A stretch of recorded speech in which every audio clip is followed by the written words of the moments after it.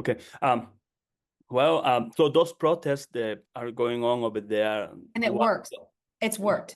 First regional Medicare, I'm sorry to interrupt you, Omar. I just want to point out to all of our viewers today, it works.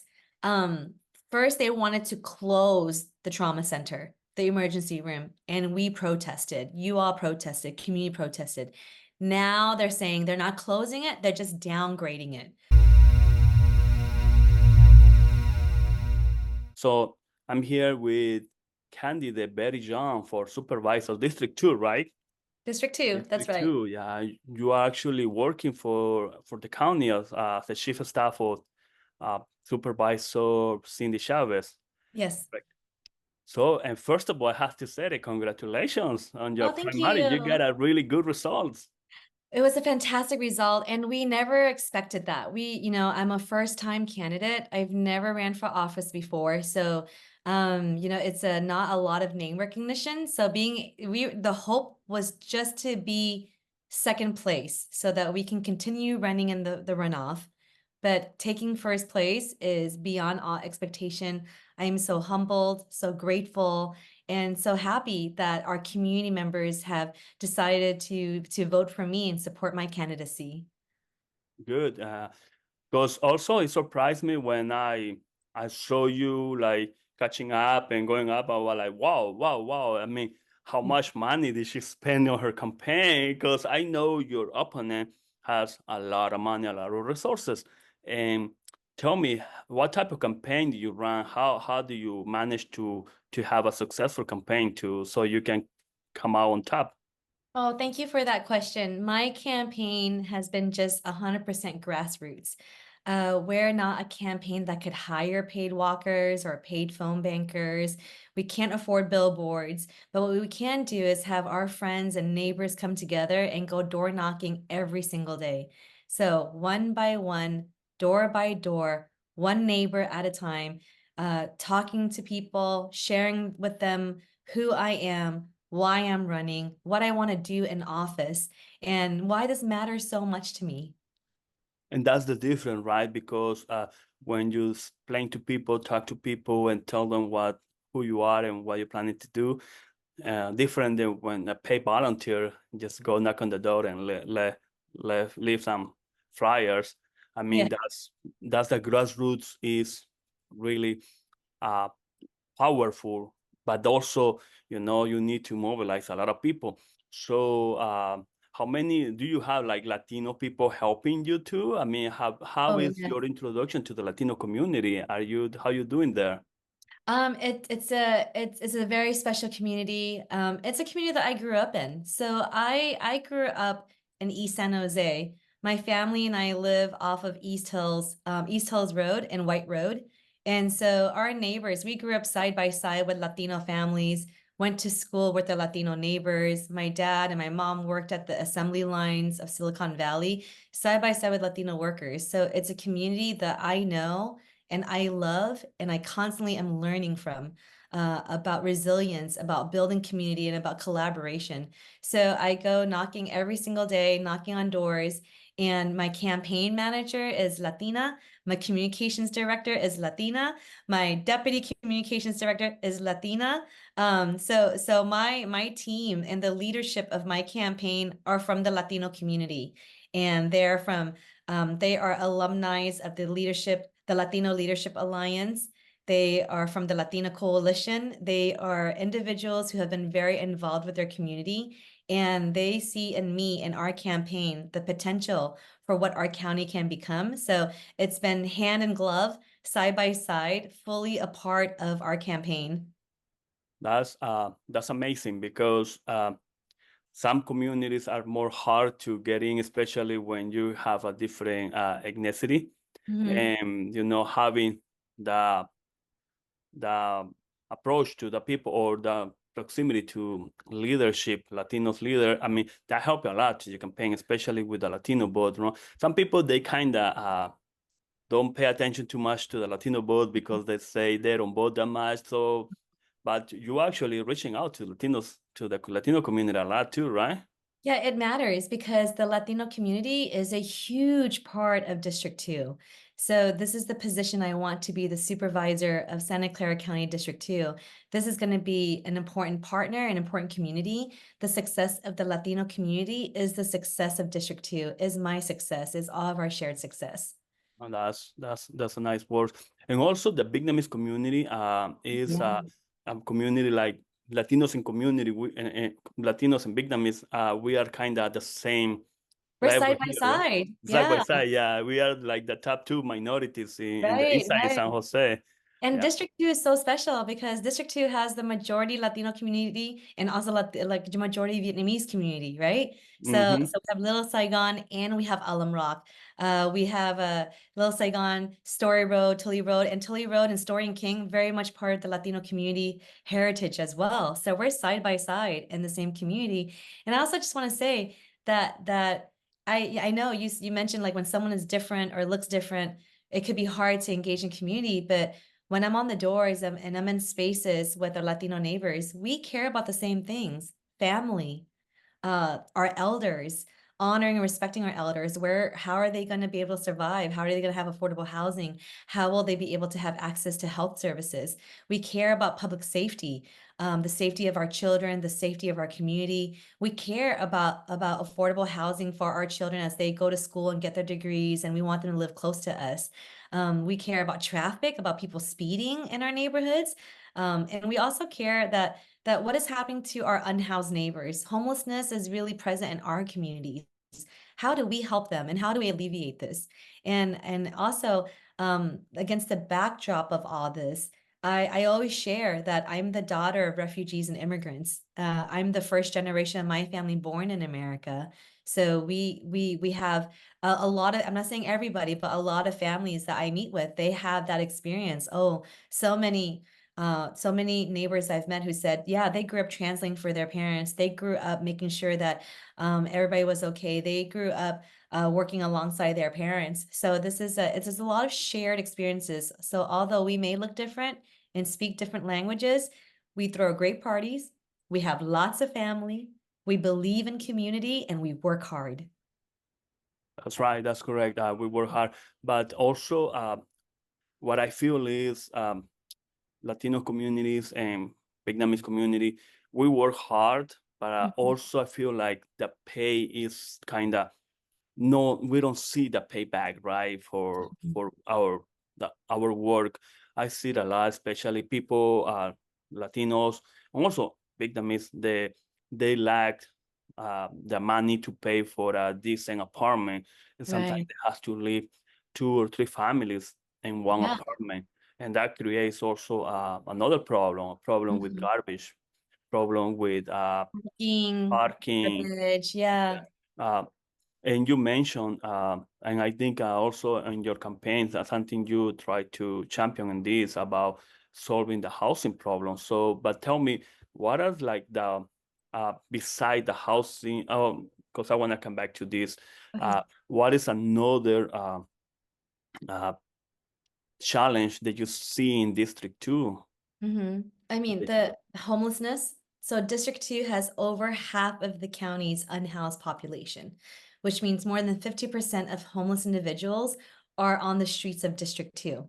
Affordable housing, I know we'll come back to that, but we are the most densely populated district in the whole county.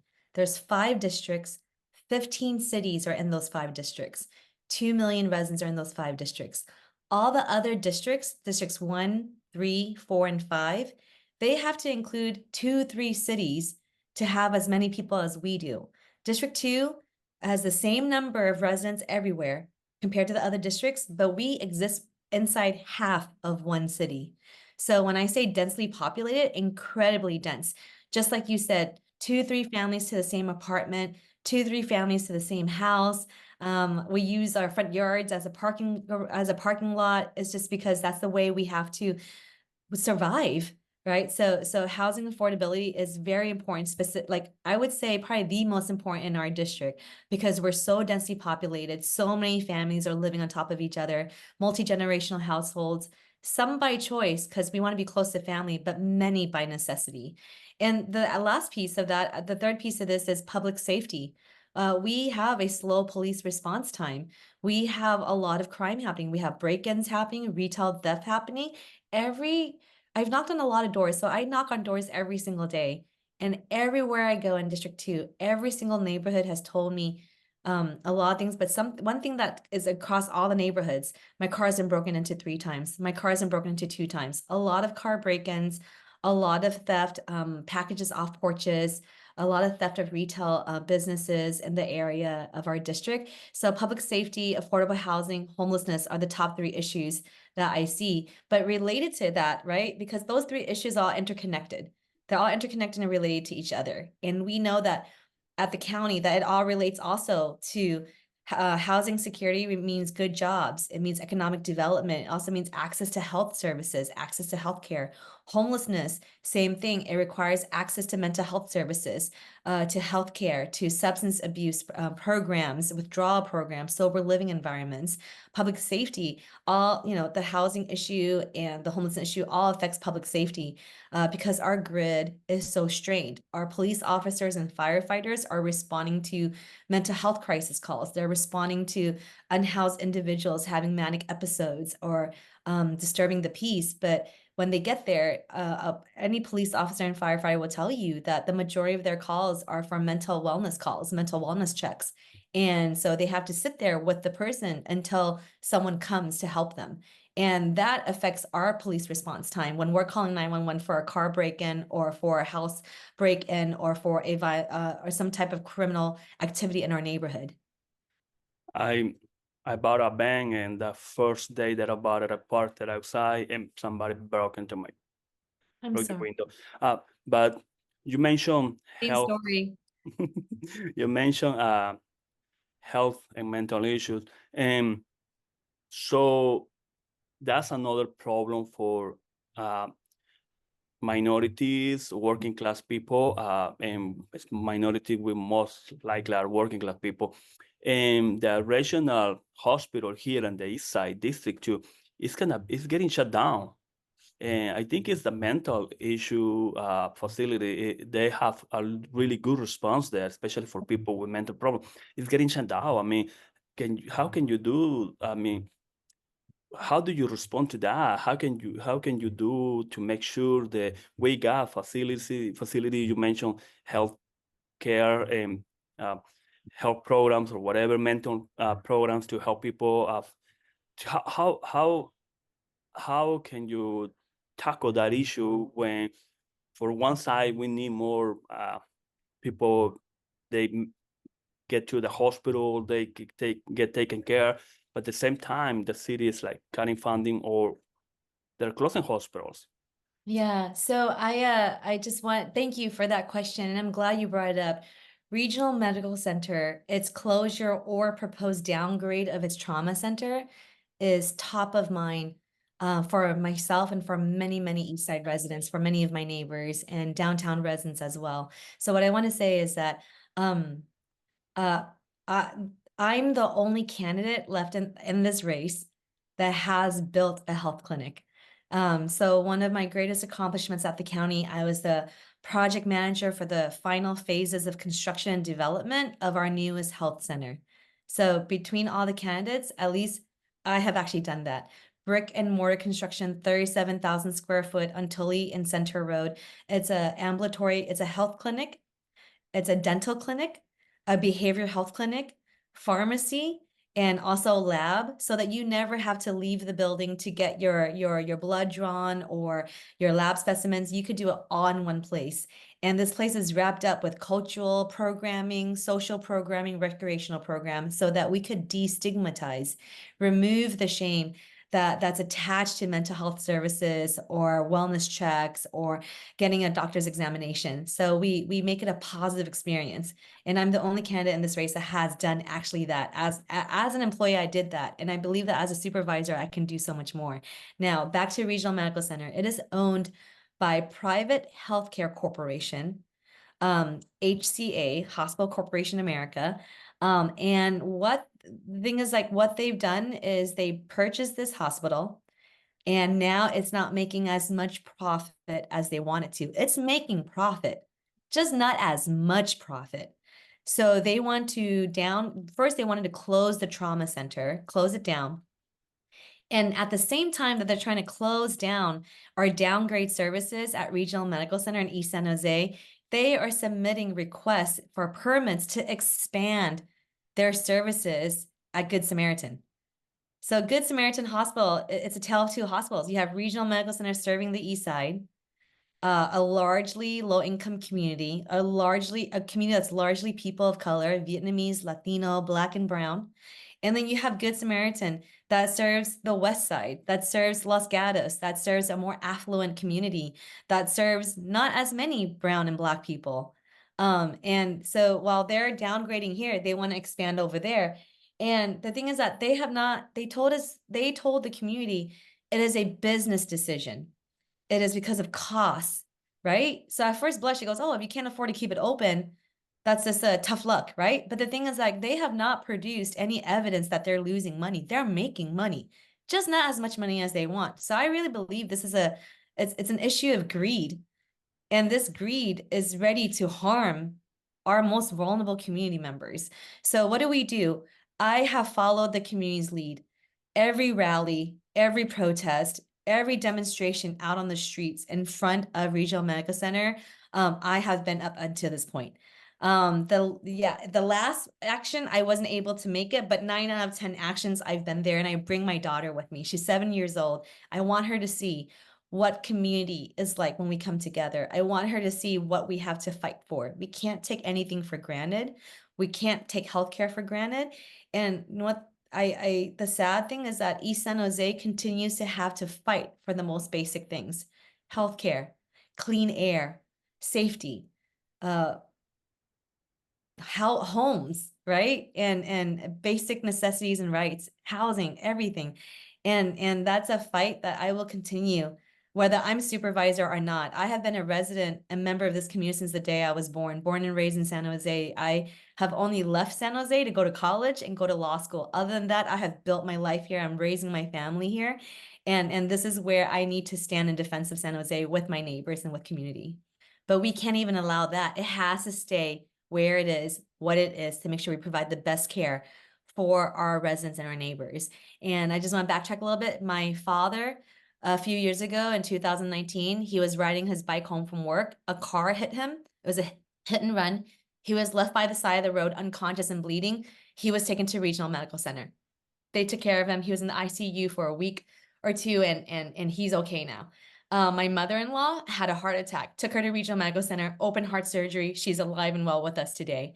But if Regional Medical Center wasn't there, I'm really afraid. I can't even imagine what would have happened to my family, both to my father and to my mother-in-law. So it's a necessary resource, and our protest is working. Feel free to interrupt me anytime.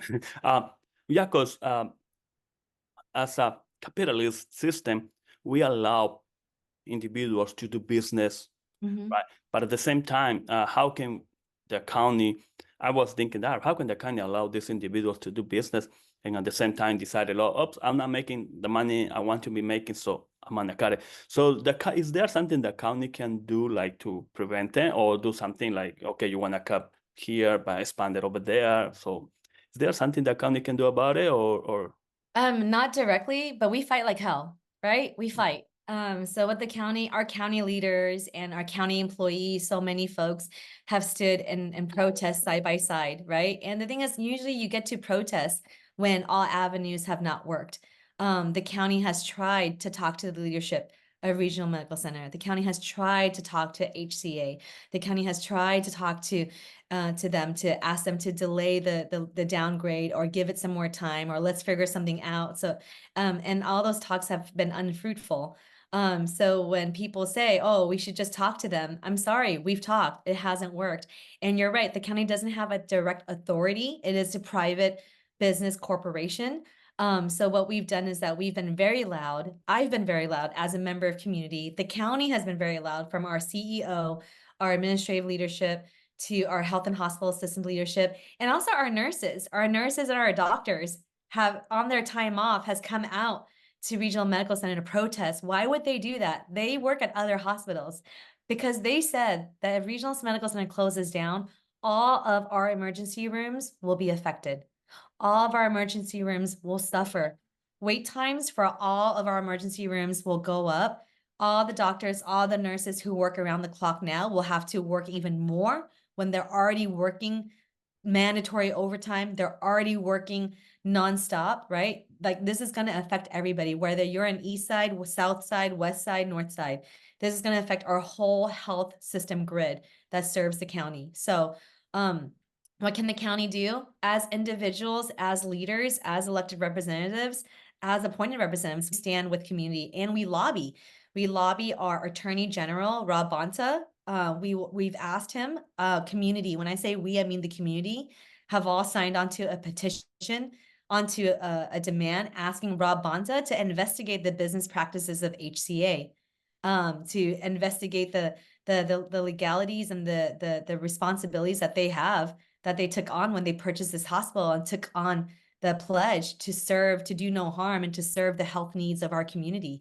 So we continue as community ask upon the Attorney General to halt the planned closure or downgrade of the trauma center, so that we understand the full impact of what that's going to cause to our community. And so it's really up to the state at this point to intervene and step in. Yeah, because and also I want to move forward with another question, but a trauma within the taking care within the 30 minutes, it can help a lot of people to survive, to recover right away. But if the patient has to be taken to another hospital, like to the west side, Yep. it takes 1 hour to get there, to transport it, get attention, go through the process. I mean, the person is not going to survive. The person And not gonna survives survive. with a lot of Yeah. problems. In an emergency, every second, every minute matters. And from if regional medical center closed its emergency room, it would take, what I was told is that, and I don't believe this, they said that it would take 15 minutes at least to get to the nearest hospital. I've lived in East Side and I've lived in downtown and I drive to VMC a lot. And I could tell you, it does not take 15 minutes to get over there. Maybe in the middle of the night with no traffic, no road construction, nothing in the way, 15 minutes. But on a normal day, heart attacks don't know schedules, strokes don't know schedules. Car accidents will happen anytime they want it to, right? It wants to. So a 15-minute prediction estimation is already scary enough, but I beg to differ. I don't think it's ever going to take 15 minutes. I think it's going to be 20 to 30 minutes for someone to be able to get to the nearest hospital. And assuming if they have beds available. If they don't have a bed available, they're going to say no go. You're going to have better luck going to Stanford or going to Yeah. another hospital or going to Southside, going to St. Louis or going to DePaul. So that's the concern that we all have. I'm happy to hear that you supporting on the county, supporting the community on this side, and hopefully these people doesn't get any contract from the government. Hopefully, if they try, because they can harm the community. And also want to say, a big applause for the nurses. I think we have to learn a lot from them, from their fight, how they're fighting to make sure they get decent salary, they get pay everything. I mean, and they're supporting this issue. Big applause for them. Also, going back to the housing problems or issues that we're facing here in the county, I know housing has to do sometimes more with the city than with the county, but the county has some margin to work in there. And I wonder if the county can prevent like from developers to like buy too many houses, going from the condominium apartment, which is where they should be working, doing, going to the single family residence. A lot of Airbnbs, they're supposed to be like rented for vacation for 6 months, or the person living there and rent the half of the house for Airbnb. But what we saw is a lot of houses turning into Airbnb, and being bought by developers and houses park. I'm gonna say park there without people living in there, any family Yeah. in there, Yeah. making prices houses going up. I Mhm. wonder if the county has any anything that they can, any policy they can work on there. Because I talked to a couple council member, if they willing to tackle this issue. They say yes, but I haven't seen anything going on the city council. But I wonder if the county, is there something they can work on there, or do something that you think you can do as a supervisor if you get elected? What would you do on those issues to make sure housing doesn't get too expensive, more people afford to buy a house or to rent a house at least at affordable price? Yeah, Omar, thank you for this question. And so I'm going to have a very multiple answers. There's not one solution to solving housing affordability, and there's not one solution to solving homelessness, right? It's going to be many different approaches, a multi-pronged approach, if you will. And you're right, the city has different authority, the county has different authority. We all have to do our part because no singular jurisdiction has ultimate authority. We have to work together. We're going to need to, November 5th is going to be a huge election, and we have a chance to elect a lot of new representatives from the local level to the county level, city, county, state, school boards, everything. And I'm so proud that I've never seen so many first-time candidates. I've never seen so many young candidates. I've never seen so many candidates who have grown up with lived experience and actual experience working in the jurisdictions that they're running for. So I think we have the best of the best running for office right now, and we have a chance to elect new blood, fresh ideas, homegrown people who were raised here, people who grew up here. They understand the challenges and the issues because they live it every single day. So with that being said, in terms of housing, the first thing I want to say is that any city, any county, has, no matter what the jurisdiction is, they have the power to issue building permits. They have the power to issue approvals to start construction for developers, for private homeowners. If you want to build, you have to go through either the city or the county to get your permits approved. Right now, getting permits approved is a long and arduous journey and process. It could take up to a year, oftentimes more. And for every day that that property sits undeveloped, that costs money.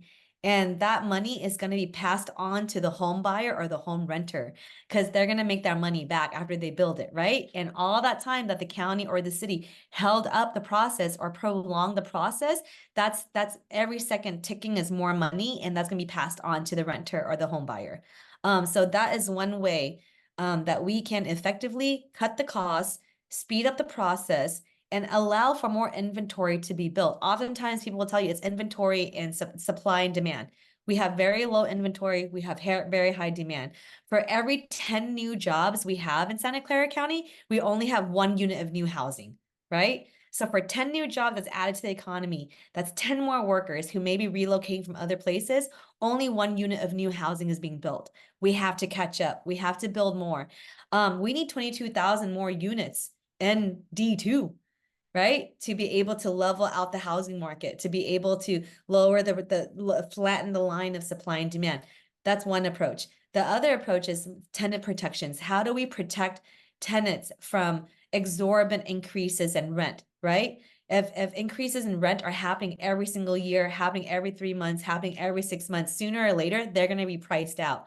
So how do we make sure that folks are not being priced out of their home? So tenant protections, smart rent control. And I just want to say, not everything will be fixed by rent control. It's just one of the many tools that's going to be required to work together to be able to afford to address our housing affordability. The other thing is that the county is the only jurisdiction here. The county of Santa Clara has added housing supply. They have built 4,800 units of new housing, right? That's the county of Santa Clara. That's the county that I'm so proud of. So in 2016, I led the Measure A campaign. I was the campaign manager. A lot of people came together to help that. Our housing advocates, developers, local electeds, statewide electeds all supported this measure, and this measure resulted in the construction of 4,800 units. Now, in 2016, the promise was, with this measure, we will build 3,500 units of housing. To date, we've built 4,800 units of housing. We have delivered more than what was promised. And so those 4,800 units added to the market all came from the county. And I just want to point that out to our viewers that, like, as an employee, as a worker, I have been able to be a part of these solutions. I have been able to be part of these groundbreaking initiatives. And I want to run for this seat to do even more with this experience. I don't want to lose the momentum that we have and build upon it. Now, when we talk about housing affordability, we also have to talk about homelessness. Right now, for every one person, I'm talking about city and county combined, for one person that we house, that we take off the streets to house, 2 more becomes unhoused. We house 1, 2 becomes unhoused. Wow. Right? And it's I housing. see. Yeah, it's the housing affordability is so tied to homelessness. We're working hard. The cities are working hard. My brothers and sisters at the city, my brothers and sisters in the county, my colleagues, my friends who work in the space in the nonprofit sector, in the service sector, they are working hard to house people as quickly as possible. But for every one person, 2 becomes unhoused. That ratio will never solve. It's a losing battle, right? But when you're dealing with human Yeah. beings, you can't give up. When you're dealing with human suffering, you can't give up. So what do? We have to also, as we're housing people, also keep people housed. That's going to require us to increase the supply of affordable housing. More housing inventory will balance the market out. Get out of the way of construction. Let construction happen quickly. And I'm not blaming this on my friends in planning. Anybody in the planning departments that's in charge of permits will tell you they are overworked. There's not enough of them. They are overworked. There's too much happening and they can't keep up. Like I need to see my planning department at the County of Santa Clara hire more people so that we can do this work more effectively and efficiently.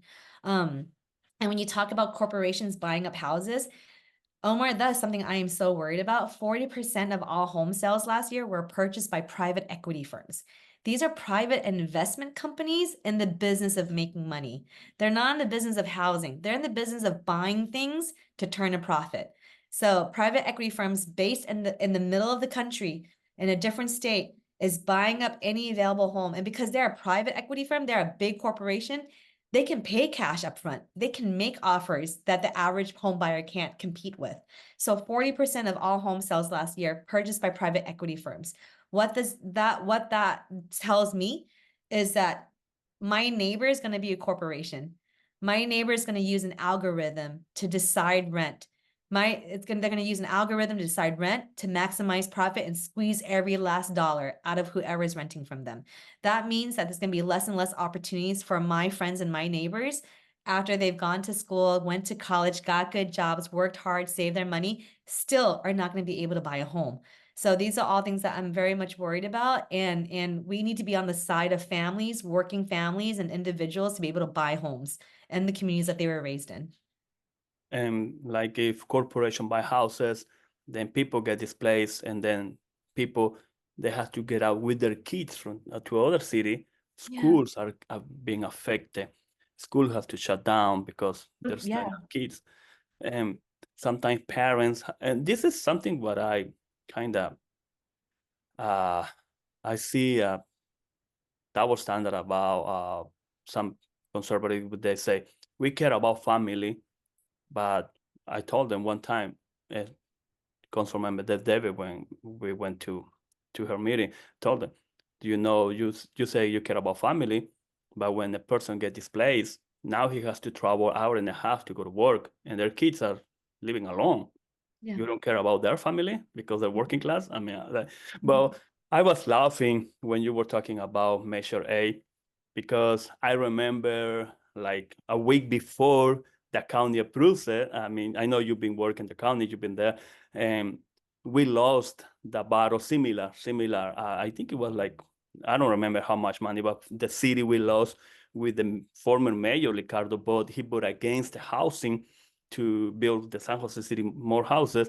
And then like 2-3 days later, the county approved, Santa Clara County approved the Measure A for build more housing. And Mayor Ricardo went there and took picture and he celebrated, posted on Facebook. And I was like, bro, didn't you just vote against housing and now you go and celebrate? Yes, we passed it, we managed.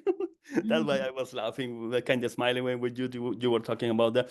But you mentioned rent control. Can the county do like a countywide rent control, or is that not on your authority? The authority that we have is that we can enact, so the board of supervisors have the authority to enact rent control policies and tenant protections, but when we say countywide, it's only an unincorporated county. Oh, okay. How you balance and I wanna, maybe we can start wrapping up now. How you balance accelerating the development for building more housing versus the environment? Because a lot of territory here are kind of protected, like they're not allowed to build more housing. And how do you balance that? Because also, I mean, how make sure that you accelerate the building of more housing, but at the same time you don't affect the Environment, yeah. environment. Yeah. No, great question. And before I answer that, I just want to say that I'm the only candidate that has the endorsement of the League of Conservation Voters, which is the organization of voters who are very focused on the environment, clean air, clean water for our communities. And it's sole endorsement.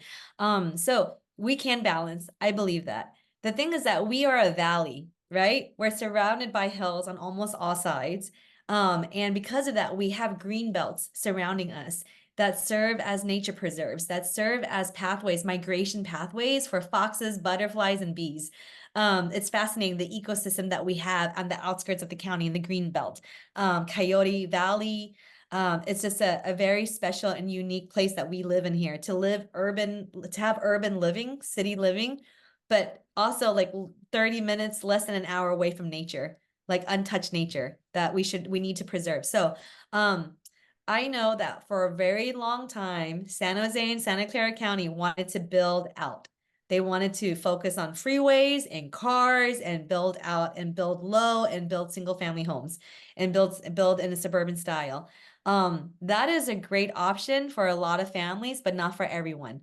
Now we have the opportunity to build up. And when I say opportunity, I mean that right now in D2, starting at D2, before anywhere else in the county, we have federal funding that Cindy Chavez secured with her coalition just months ago to build out BART, to build out light rail, to build out light rail connectors, to invest in a mass transportation infrastructure.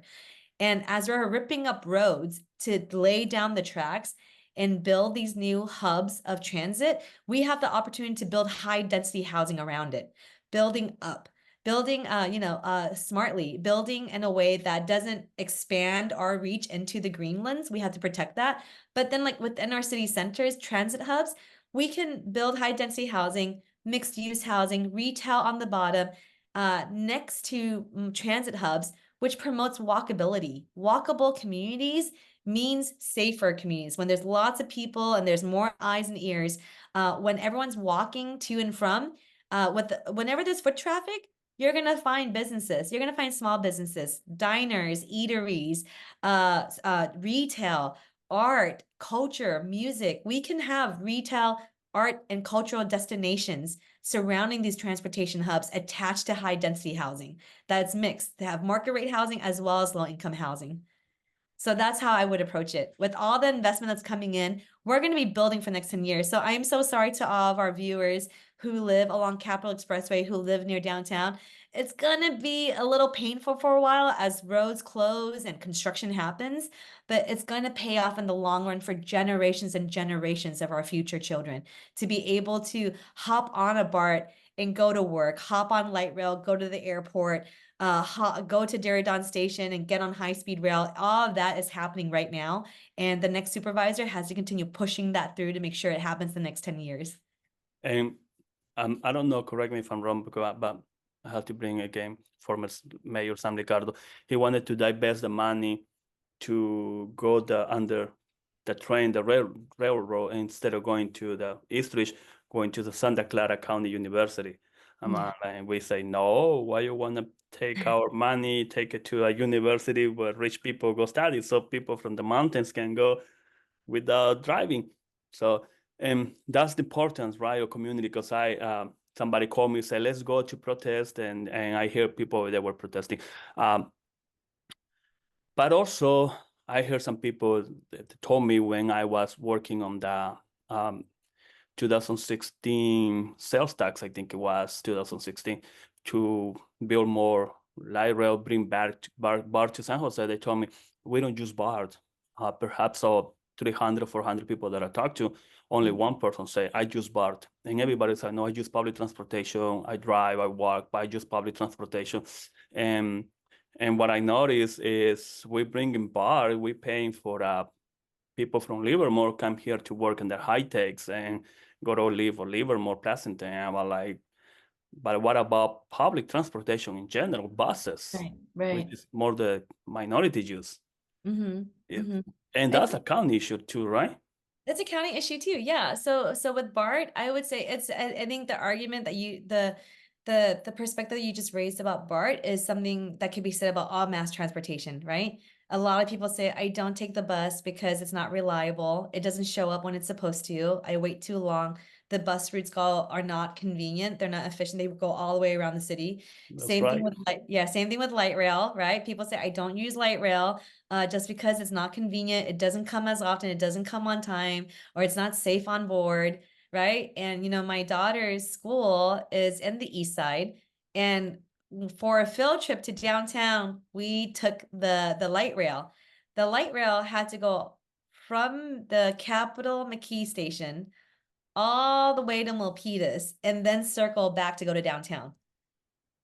That's a straight shot to downtown. So it took way longer, right? Same Mhm. thing with BART, right? So buses, light rails, BART, all the same arguments. It's not convenient. It doesn't show up at the right time. It doesn't take the route that I need. And then when you ask light rail, VTA, BART, right? The buses in the BART, like, why don't you have more stops? Why don't you have more routes? Why don't you do more? They go, oh, we don't have enough ridership. If we had more people using it, we would have more money. We could add more stops and routes. Then the people says, if you had more stops and routes, I would use you. So it's a competing, opposing forces, but the fact remains the same. We can't depend on our cars anymore. Traffic is every single day. The cost of gas continues to rise. Our roads are always completely packed. People spend so much time on commute, right? So we really need to get out of our cars, but we need to make it work for people. Yeah. So with the BART coming to San Jose. Now, I used to take BART. When I graduated law school, my first job as an attorney was in San Francisco. So from East Side, I drove to Fremont, park my car, then take BART, then get to San Francisco. Same thing, San Francisco, back to BART, back to Fremont, get back in my car, drive to San Jose. San Jose to Fremont is already quite a trip, right? Yeah. And if I missed my train, I gotta hang out in San Francisco a little bit longer, or I have to drive my car to make it to work in time if I miss that train. And then the parking lots at Fremont BART are always packed. That was my experience back then, right? Now Yeah. it's a little. I would say as me, just Betty, I was like, man, this BART extension to East Side, 10 years too late. I could have used it 10 years ago. But this extension now is part of that commitment. We're going to make it more convenient for people, right? We're going to make it so that for the light rail from the Eastridge Transit Center can go all the way through Capitol Expressway, all the way to the Milpitas BART station, to make it more convenient for people to use light rail, to use public transportation to get to work. And we want to make it reliable. So we're going to have to move forward together. BART, light rail, buses, the VTA system will have to keep on improving. People will keep on having to use it. And if we keep on inching forward together, we're going to make it there, because we I don't think, have an option. We have to make public transportations, mass transportation, public yeah. transportation work. The county or somebody, the authority, Santa Clara Authority Valley Transportation, they have to look on the fair return box, which is when they say, oh, that's not enough money. I think they call it the fair return box. Yeah. Uh, you know about that, right? So they say, oh, because we were advocating for lower public transportation, and they ended up saying, oh, but because of the fair return bags, it costs us $6 to take a person from point A to point B. And they say, no, no, no, if you increase the price, less people are gonna be riding the bus. No, but we don't have enough ridership, so we had to increase the price because, so they ended up taking away canceling the day pass. Yeah, Now, so it's always the competing, right? Like one has to work for the yeah, other to work, but until the other one works, this one doesn't work. yeah, and they don't So see that way. They see like they behaving more like a corporatist yeah, entity. I would say we just have to bite the bullet and we have to make it work for people first, make it something that riders can rely on, and then more will come. But it's going to take a little bit of time. Just like, for example, my family owns a small business. My family owns a cafe in downtown San Jose. And I think any small business owner, especially in the food industry, will tell you the first year of business, no profit. The first year of business, you're just trying to stay afloat. You're just trying to survive. You're just trying to build your name and be able to like make some break even, right? As best. Yeah. It's in year 2, year 3, year 4, year 5 where your business really takes off. So for all my entrepreneurs out there, I know your pain. I know how hard it is to launch a business, and it's going to be kind of like that for BART, right? It's the same. It's BART, buses, light rail. It's going to be that same type of thing. Like we can't expect a turn on profit in the first initial years, right? But we Mhm. do the job right. We do the job fully. We do the job designed around the convenience and the experience of our users and riders. It will be returned to us in the future. I believe it takes an investment now.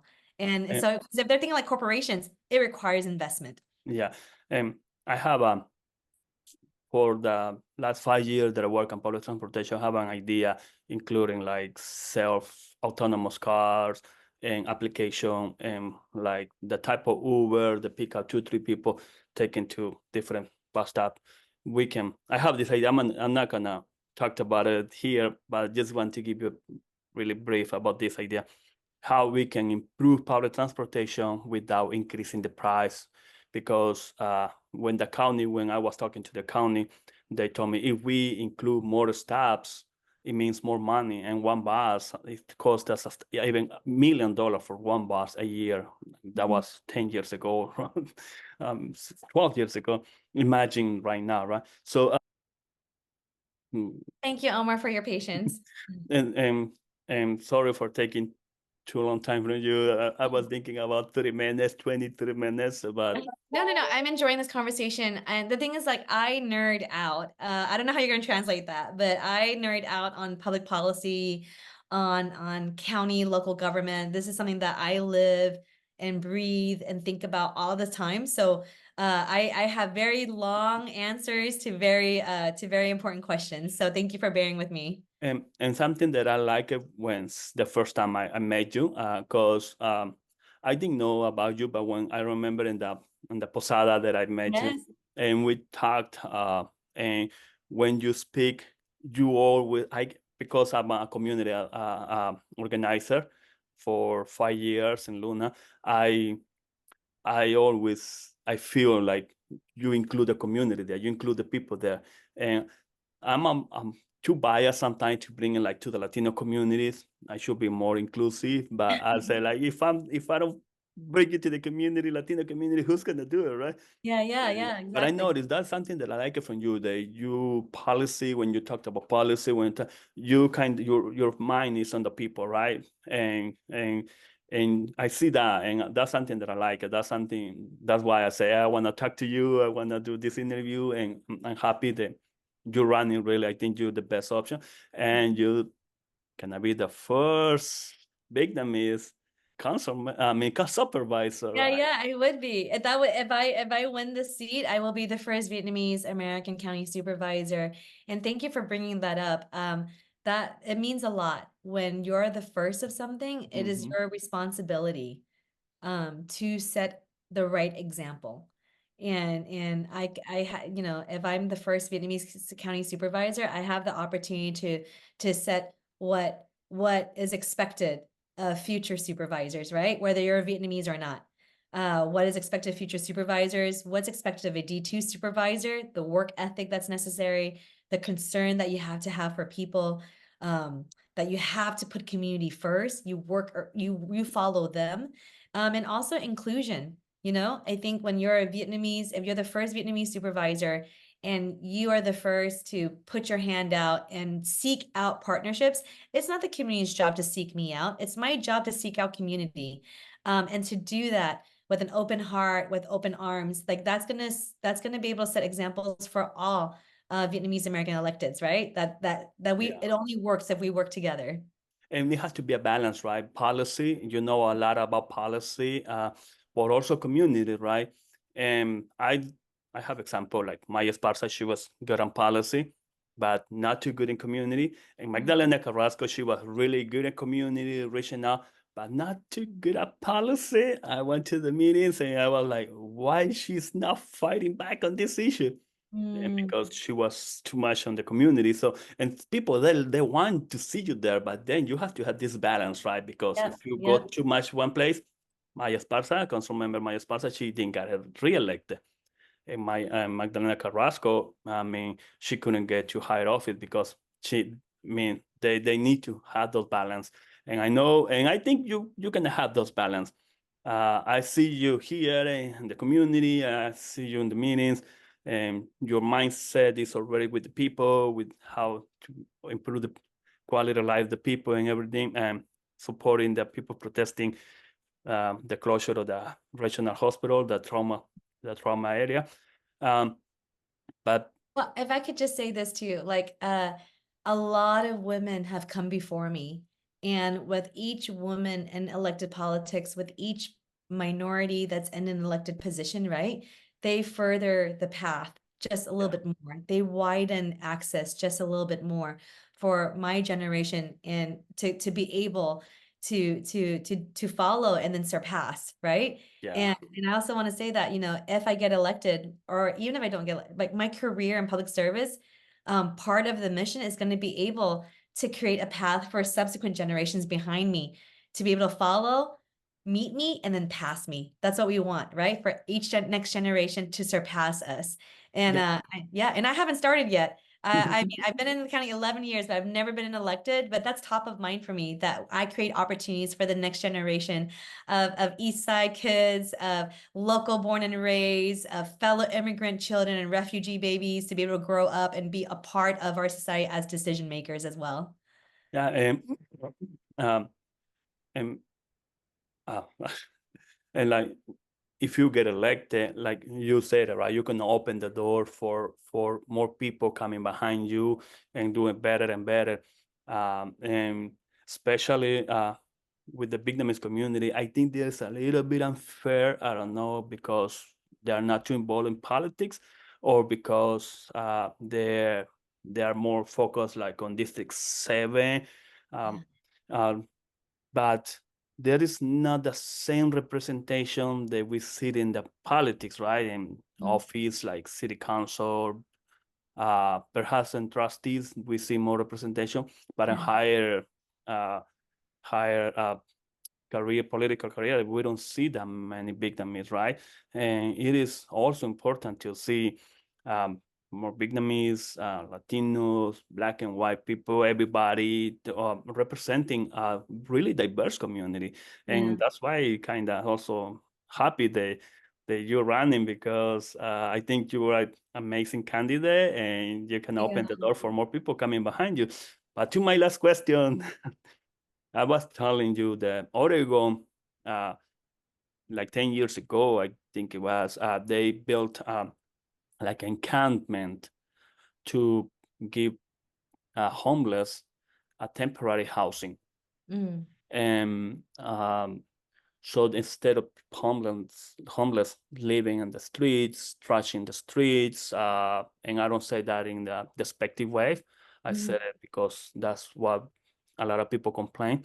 They can have the chance to go to encampment and have a temporary tent with a room and perhaps a mailbox so they can get their mail and they can get a job, because a lot of people who are homeless, I know a lot of people there would have a lot of mental problems, but a lot of people, they just need a little help and they mhm, can get a job because they say, okay, what is your address? and they don't Yeah. have an address, and they can't get a job, and their homelessness perpetual. I wonder if the county, I mean, planning on something like that. How do you see that? How do you like it? How do you feel about it? Do you think it's possible to replicate it in San Jose or not? I would say all options should be considered. And here's the thing with homelessness, we have to have a multi-pronged approach, right? It's not going to be one way that we fix it. So the first thing we have to do, one of the ways is that we have to clear the encampments. We can't accept encampments by the river, by the creek. It's unsanitary, it's unsafe conditions, and it's not healthy for anybody, not for the environment, not for the people living there, not for our neighbors, right? We have to clear the encampments. Now, we have a housing first model in Santa Clara County. Our cities and our county adopt a housing first model. What does that mean? That means that we need to put our approach, city together. When I say we, I mean everybody. The cities and the counties have decided on a housing first approach. Our advocates have pushed for a housing first approach for decades. That means put someone in housing first and then help them, right? We have to have housing along with services or else they won't succeed. Going to a doctor's appointments without a house, you're not going to be able to maintain your prescriptions or medications. You can't even, without an address, you can't apply for a job. Without an address, you can't get a driver's license. Without a driver's license, you can't open a bank account. You can't do anything, right? Yeah. You can't have credit. You can't even you can't enroll in school. You can't in classes, none of that. You can't apply for support programs either. So, but when I say housing first, we need to expand what the definition of housing looks like, right? It's not just a condo. It's not just a Measure A unit. It's transitional housing. It's temporary housing. It's sober living environments. It's mental health treatment beds, right? Yeah. There's different, we have to broaden the definition of what housing looks like when we talk about a housing first model. And I have not heard anyone that disagrees with that. We all just don't know how to get that started, right? So I think with this new class, remember when I talked about, we, in November 5th, we can vote in a whole lot of new, young, eager, active people that we raised ourselves in community, right? That understands the issues, that live with the issues, that deal with the issues. So I am running to become your next supervisor. I'm gonna need a good partner. I'm gonna need good partners in city council. I need good partners at the school board levels. I need good partners at the state assembly level. I need good partners at the state senate level. We're at like the congressional level. We're all gonna be working together to expand what housing opportunities look like. And if that means sanction encampments where there's a designated space where people can put up their tents and they're steps away from services, they're steps away from restrooms, showers, wraparound services where doctors and clinicians can come there to give them services, that option is not off the table. I would say like we are in a crisis and we have to look at all available opportunities and options to be able to help people get where they're at. Now, with that being said, right, we have to get them into safe, secure spaces, expand that definition of housing because it can mean different things. Yeah. It has to be what's right for them at that time. And then we wrap them in services. And that's my business. I want to make the county work. We have a lot of services and everybody wants to make it work, right? And as a supervisor, I'll be the only supervisor. No disrespect to anybody, but I'm the only candidate. And if I become supervisor, I'd be the only supervisor that has worked in the county, that has done direct services, that has built programs, has launched services, has been out there in the streets delivering services and working with people, working for the people. And that's the type of expertise that I think our district deserves in a supervisor. That's why I'm running. Now, Awesome. want to add on to this another piece, prevention, right? Oh yeah. We talk about how to help people who are on the streets, but when we have 1:2 ratio, one person we house, two more becomes unhoused, we have to stop that that 2-person ratio entering homelessness.